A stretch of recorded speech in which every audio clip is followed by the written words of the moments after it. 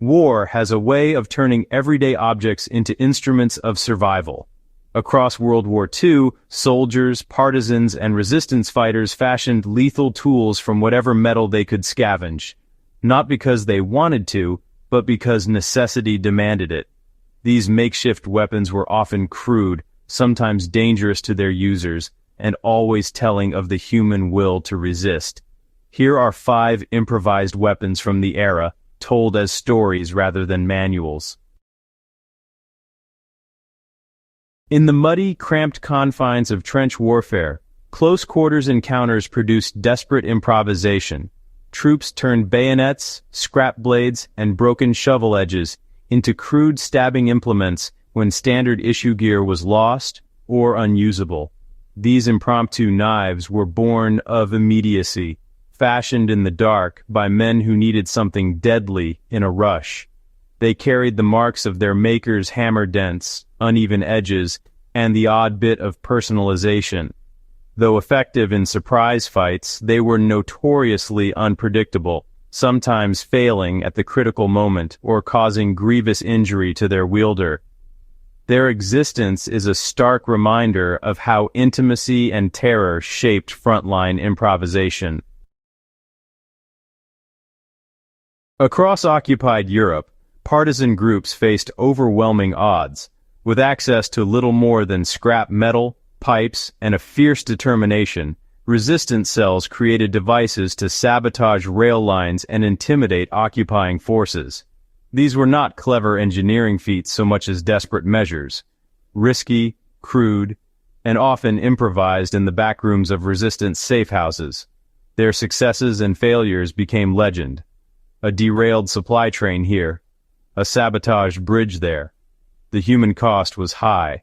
Partisans accepted extreme danger to disrupt an enemy that otherwise outmatched them in resources.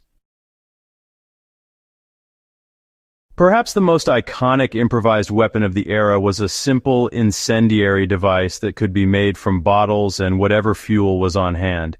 Used in urban uprisings and by poorly equipped units facing armored vehicles, these incendiaries became a symbol of defiance. What they lacked in sophistication, they made up for in psychological effect. A thrown bottle could halt a patrol, force armored vehicles to reposition, and inspire civilian resistance. Their use also carried heavy consequences, and both tactical successes and tragic accidents are part of their history.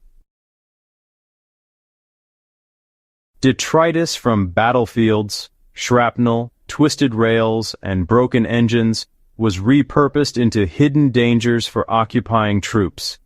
Guerrillas and retreating units would rig fields, roadsides, and abandoned buildings with traps that relied on scavenged metal components.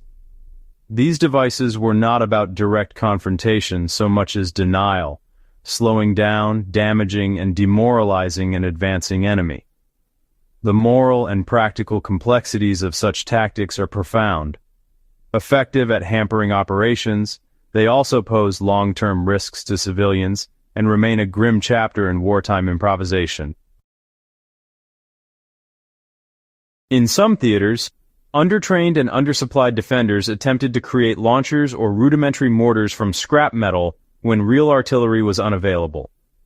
These jury-rigged tools were defined by improvisation, often assembled in hidden workshops or on frozen nights by men who had seen too many comrades fall.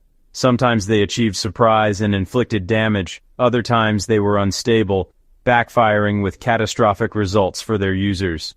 The stories that survive about these devices are as much about courage and folly as they are about mechanics, about communities forced to do the impossible to fend for themselves.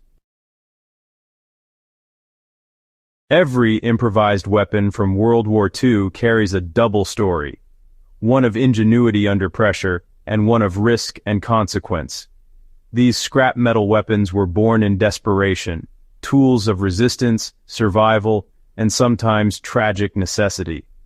They show how scarcity and determination reshaped the raw materials of daily life into instruments of war, and how ordinary people, when pushed to the brink, made choices that history still remembers with a mixture of awe and unease.